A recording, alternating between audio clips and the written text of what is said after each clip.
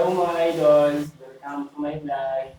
Sa video na ito, ipapakita ko sa inyo yung kabuuan ng ginawa ko na study table na may 4 na drawer. So ito na yun.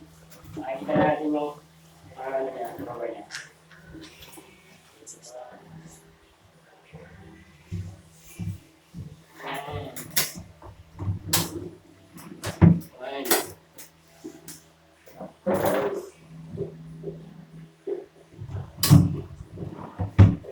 Apat ang drawer ito kasi yung closet niya, wala siyang drawer, kaya dito na lang natin ilagay yung mga drawer niya.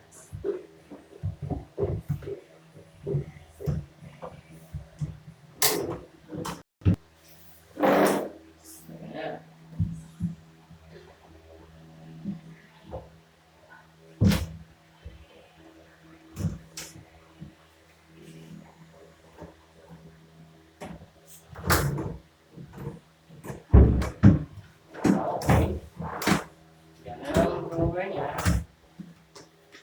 Dito.